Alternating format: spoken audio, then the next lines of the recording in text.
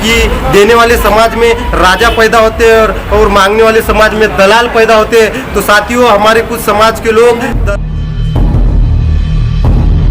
तो साथियों, कैसे आप सब? उम्मीद है आप सभी लोग ठीक होंगे। और आज का जो दिन है वो आज का दिन बहुत ही ज़्यादा इम्पोर्टेंट है। आज के दिन मान्यवर कांशीराम साहब इनका महापरिनिर्वाण हुआ था और आज उनका 14वां महापरिनिर्वाण है। और मान्यवर कांशीराम साहब के आज के इस महापरिनिर्वाण दिवस पर उन्हें विनम्र अभिवादन। तो साथियों, ऐसे काफ़ी सारे सवाल है जो सवाल समाज को पूछना ज़रूरी है, उसके जवाब समाज को जानना भी ज़रूरी है। तो आज का जो व्लॉग होने वाला है वो बहुत ही इम्पोर्टेंट होने वाला है। काफ़ी सारी चीज़ें मैं इसमें आपको बताने वाला हूँ। यहाँ तक कि मैं इस बात को भी मैं जब फील्ड में जाता हूँ मुझे जानकारी मिलती है कि मान्यवर कांशीराम साहब ये शख्स कौन है, ये लोगों को नहीं पता। अब और मान्यवर कांशीराम साहब ये बाबा साहब के दूसरे नाम है, ऐसे क्यों कहा जाता है? मान्यवर कांशीराम साहब ने कौन कौन से काम किए, उन्होंने कौन से संगठन बनाए, आखिर उन्होंने कौन सी उपलब्धि कराई, उन्हें बहुजन नायक क्यों कहा जाता है और उनके कारण बहुजन समाज की राजनीति को एक नई मोड़ क्यों मिली, ये सारे बहुत सारे जो सवाल है, इन सारे सवालों के जवाब आज के मैं इस व्लॉग में देने वाला हूँ। तो आप मेरे चैनल पर अगर नए हैं तो चैनल को सब्सक्राइब कर दीजिएगा और बेल आइकन को प्रेस कर दीजिएगा। तो चलिए व्लॉग को शुरू करते हैं। तो साथियों, आज का जो महापरिनिर्वाण दिवस का कार्यक्रम है वो हम अपने पार्टी के कार्यालय में ही करने वाले हैं और कुछ ही देर में वहाँ पर मैं जाने वाला हूँ। उसके पहले वहाँ पर लगने वाले जो अरेंजमेंट है वो सारी चीज़ें, उसके लिए जो चीज़ें हैं वो मुझे अभी लेना है और वो चीज़ें मैं लेकर जाऊँगा ऑफिस में। और उसके बाद में हमारे जितने भी पदाधिकारीगण हैं वो सभी के सभी हम मिलकर आज मान्यवर कांशीराम साहब इन्हें विनम्र अभिवादन करेंगे। तो चलिए चलते हैं।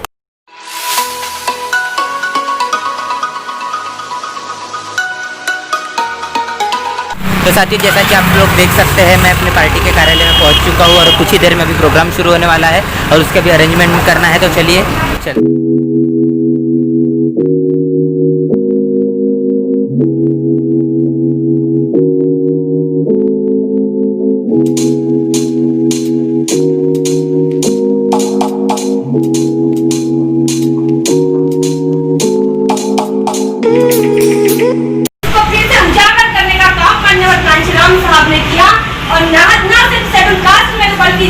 एसटी, ओबीसी और तमाम माइनॉरिटीज में वो विचार ले जाने का काम किया।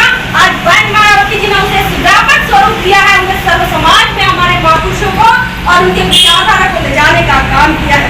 और इसके लिए मान्यवर कांशीराम साहब ने बहुत त्याग, तपस्या, बलिदान किया है।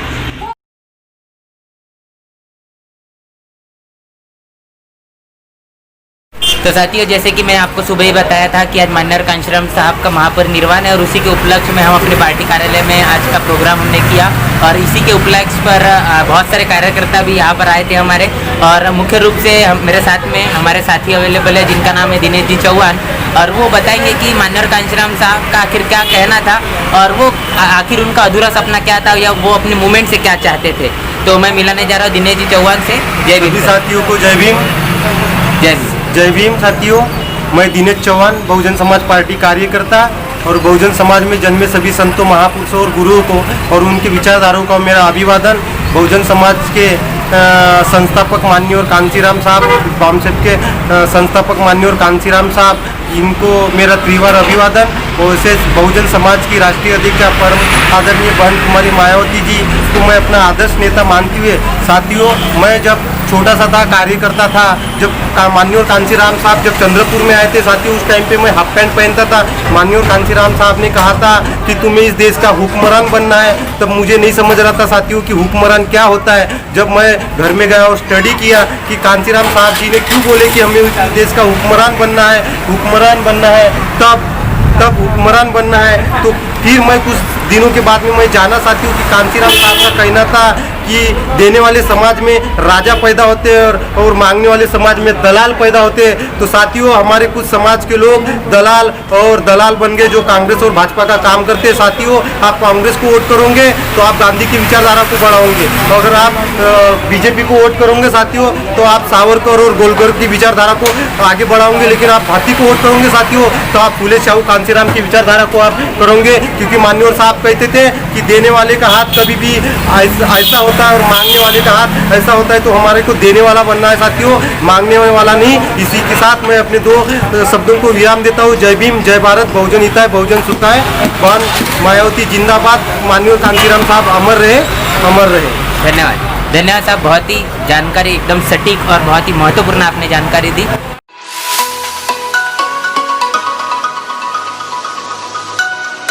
तो साथियों, आपको मैंने सुबह दिखाया कि एक हमारा प्रोग्राम हुआ जहाँ पर साहब कांशीराम जो आज उनका महापरिनिर्वाण है उसके उपलक्ष्य पर हमने अभिवादन सभा ली। और अभी शाम का और एक प्रोग्राम हमने ऑर्गेनाइज किया है जो हमारे एक परिसर में साहब कांशीराम नगर यह करके एरिया है, वहाँ पर हमने इस प्रोग्राम को ऑर्गेनाइज किया है। तो थोड़ी ही देर में वहाँ पर हम जाने वाले हैं और आपको वहाँ पर मैं लेके चलने वाला हूँ। तो आइए चलिए चलते।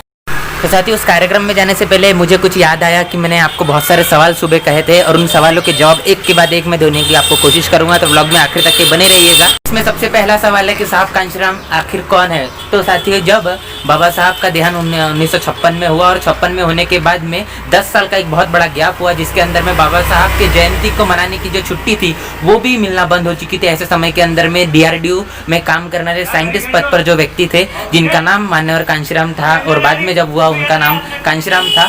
और उसके बाद में उनको कुछ क्लास 4 के जो ऑफिसर्स मिले और 2 लोग उनके पास में मिलते हैं और उनको एक किताब देते हैं। उस किताब का नाम है एनिलेशन ऑफ कास्ट, जाति का बिजना। और उस किताब को पढ़कर मान्यवर कांशीराम साहब ये सोचते हैं कि मैंने अपनी ज़िंदगी का अभी तक कोई उद्देश्य नहीं बनाया था और अभी मेरा उद्देश्य यह है कि बाबा साहब की इस मूवमेंट को कामयाब करने के लिए मैं अपनी ज़िंदगी कुर्बान कर दूंगा। और वो अपना 21 पेज का एक लेटर लिखते हैं और उस लेटर में काफ़ी सारी चीज़ें लिखते हैं कि मैं अभी कभी घर नहीं बनाऊंगा, मैं किसी भी तरीके की संपत्ति नहीं जोड़ूंगा, मैं कभी शादी नहीं करूंगा, ऐसे बहुत सारे प्रण लेते हैं। और उसके बाद में वो अपना घर परिवार सब छोड़कर बाबा साहब की मूवमेंट को सफल बनाने के लिए।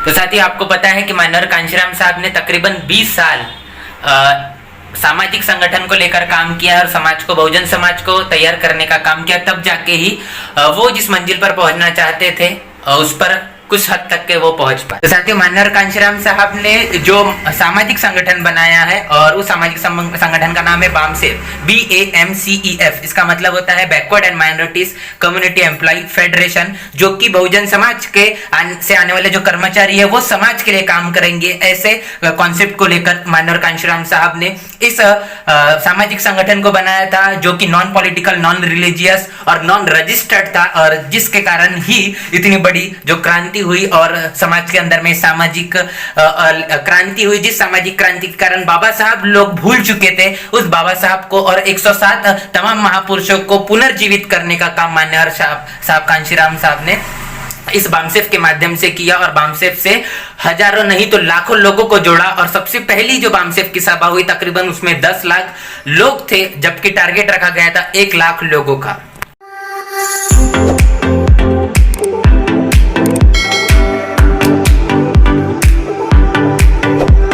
तो साथियों, आप देख सकते हैं मेरे पीछे ये प्रोग्राम का ऑर्गेनाइजेशन हमने किया। कुछ ही देर बाद यहाँ पर मान्यवर कांशीराम साहब के महापरिनिर्वाण दिवस पर हम कार्यक्रम यहाँ पर ले रहे हैं और परिसर के जितने भी साथी हैं वो सभी इस प्रोग्राम में आने वाले हैं।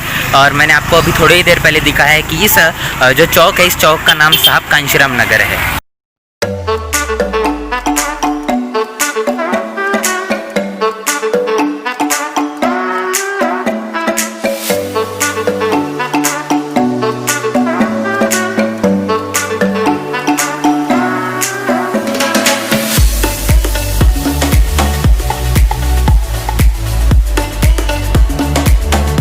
ती शिकवण फुले आंबेडकरी विचारातून त्यांनी घेतलेली आहे। मला वाटतं कांशीराम साहेब ज्यावेळेस सन 1956 ला बाबासाहेब आंबेडकर महात्मा ना घनश्याम ने किया ना सिया राम ने किया,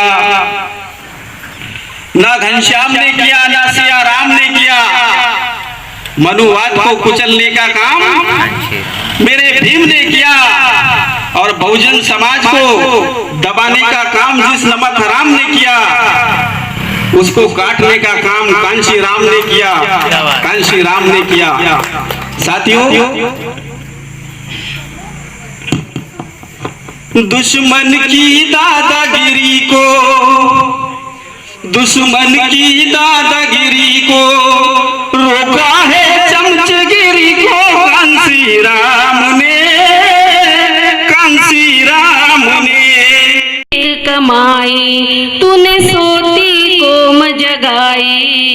जागेगा एक दिन बहुजन ये ऐसी आवाज लगाई, जागेगा एक दिन बहुजन ये ऐसी आवाज लगाई। साथ ही आप जानते हैं कि माननीय कांशीराम साहब ने और एक संगठन बनाया जिसका नाम था DS4। अभी आपको देख सकते हैं कि ये जो नाम है ये थोड़ा फॉर्मूले के जैसे है, क्योंकि माननीय कांशीराम साहब खुद एक साइंटिस्ट थे, इसीलिए उनके जो भी संगठन थे वो एक तरीके के फॉर्मूले के ही आधार पर थे। उसका नाम है DS4, दलित शोषित समाज संघर्ष समिति, जहां पर कि कर्मचारी जो लोग नहीं है वो लोग भी इस ऑर्गेनाइजेशन के अंदर में जुड़कर आंदोलन की जिस तरीके की चीजें होती है वो करने के लिए इस संगठन से जुड़ सकते हैं। फाइनली माननीय कांशीराम साहब को ये लगा कि अब हमें इस तरीके से इस मूवमेंट को पॉलिटिकल मूवमेंट में लाना पड़ेगा। क्यों लाना पड़ेगा? क्योंकि बाबा साहब कहते हैं कि political power is a master key which can open each and every lock. राजनीतिक सत्ता से हमारी जितनी भी समस्याओं का निवारण हो सकता है, और इसीलिए माननीय कांशीराम साहब ने बाबा साहब के जन्म दिवस के अवसर पर 14 अप्रैल 1984 को एक ऐसे पार्टी का गठन किया जिसका नाम है बहुजन समाज पार्टी, जो आज पूरे देश के अंदर में तीसरे नंबर की पार्टी है जो बहुजन समाज और सर्वजन समाज के हक और अधिकारों की बात करती है। और इसका जो घोषणा पत्र है ये खुद भारतीय संविधान है जो बाबा साहब ने लिखा।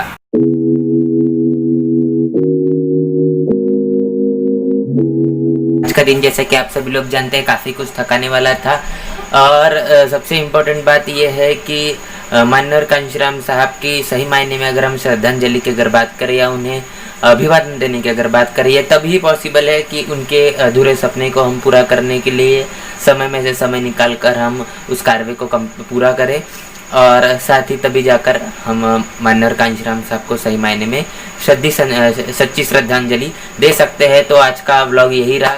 अगर आपका आज का व्लॉग अगर पसंद आता है तो इसे लाइक करिएगा, कमेंट करिएगा और शेयर करिएगा। और आप अगर मेरे चैनल पर नए हैं तो चैनल को सब्सक्राइब कर दीजिएगा और बेल आइकन को प्रेस कर दीजिएगा। तो चलिए मिलते हैं नए व्लॉग में, तब तक के लिए जय भीम, जय भारत।